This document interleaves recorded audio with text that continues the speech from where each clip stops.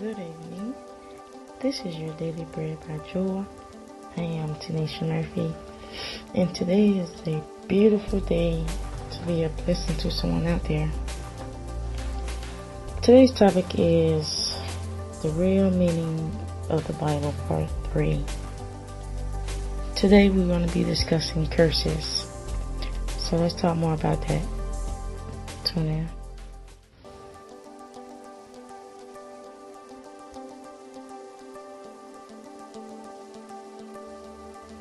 The real meaning of the Bible, Part 3.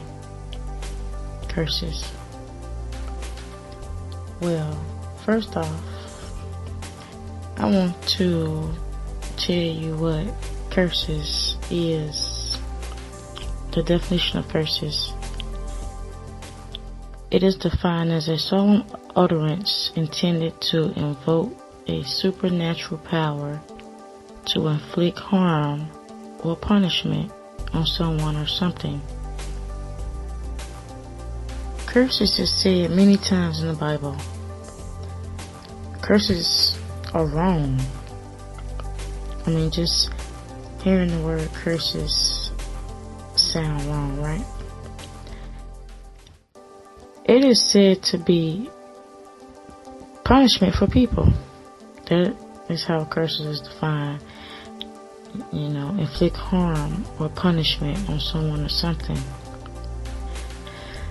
But we as people have to understand the meaning of curses and why do the Bible consist of a troubled word, right? God does punish.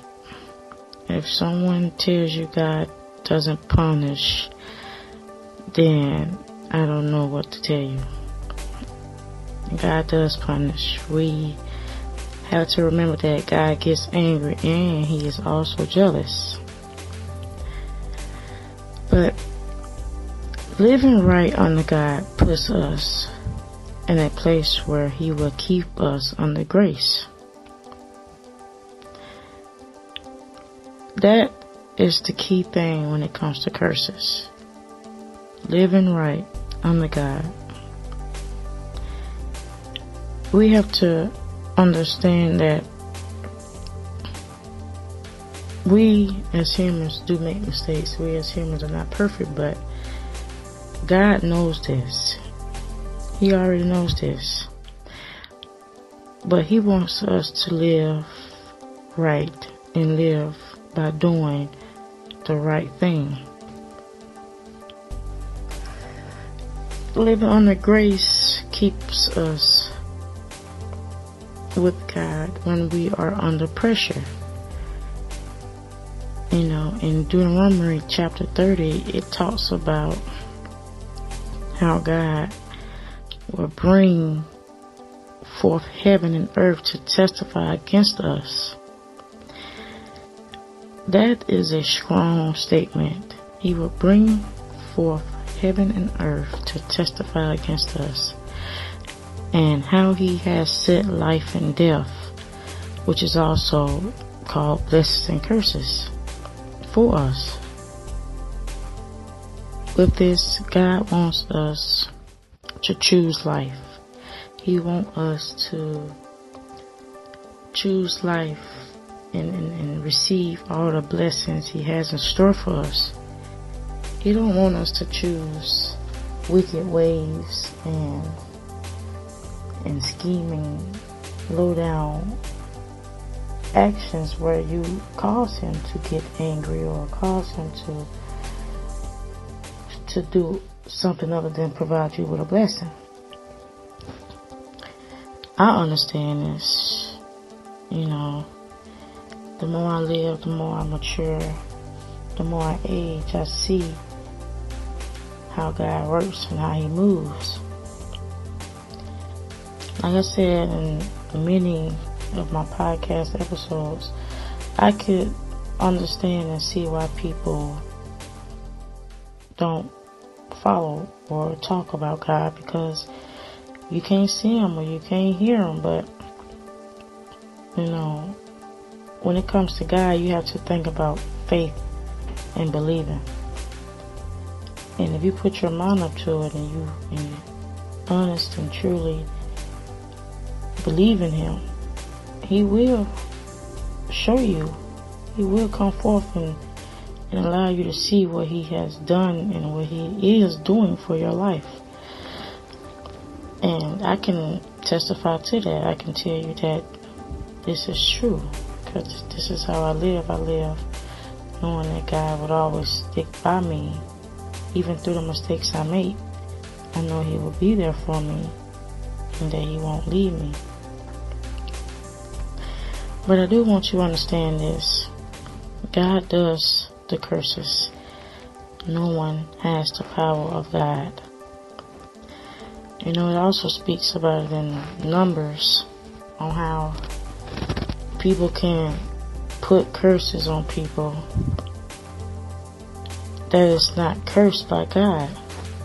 Who gives you the right to put a curse on someone that God never intended to be cursed? Or how can you be angry with someone that the Lord is not angry with? So this is why I believe that God has the power to curse people and no one else, because it tells us, like, how could someone else put a curse on someone that is not cursed by God? It is all in your believing. You can't allow people to get in your head.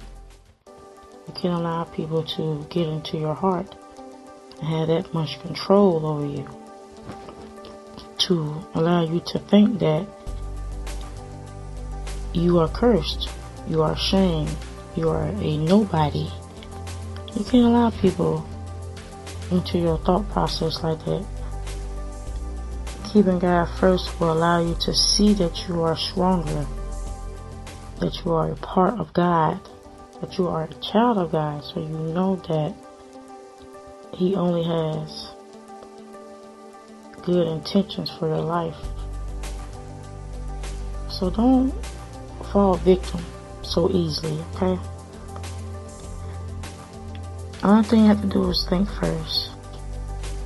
And thinking first, I mean put God first. Okay?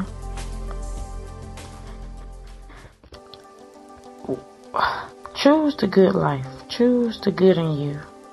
Choose life. God tells us that if we choose life,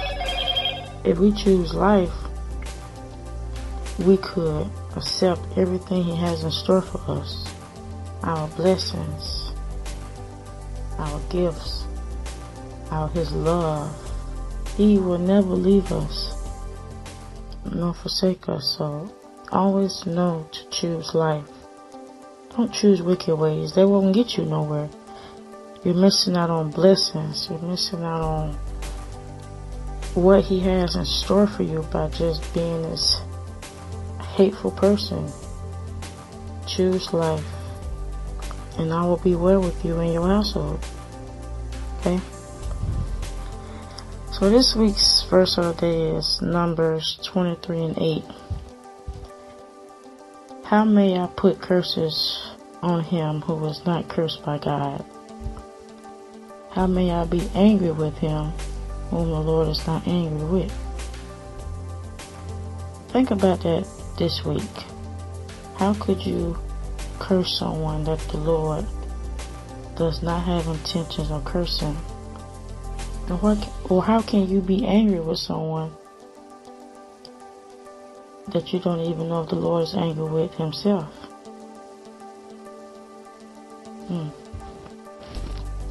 So again, focus on that this week. Focus on the good intentions you have. We are human, so we know when something is wrong before we even do it. So if you get that feeling that is wrong, don't do it. Allow God in your heart and in your life so you can choose life and have blessings and blessings to come. And that was your daily prayer for today. I thank everyone that is tuning in or will tune in. Always remember to be a blessing on a blessed day. I know sometimes that we have our bad days, and I know sometimes we have our good days. But if you could help someone, make an effort. This podcast can be found on many platforms on iHeartRadio, iTunes, Spreaker, SoundCloud, Spotify, and YouTube. Follow me on social media. I'm on Instagram and Facebook at The Daily Bread by Joy, and Twitter at JOR Clothing. Have a wonderful week.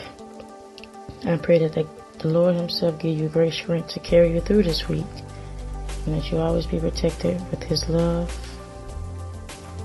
and that you get through this week with no trials, tribulations, and troubles. Have a wonderful week, and I'll talk to you soon.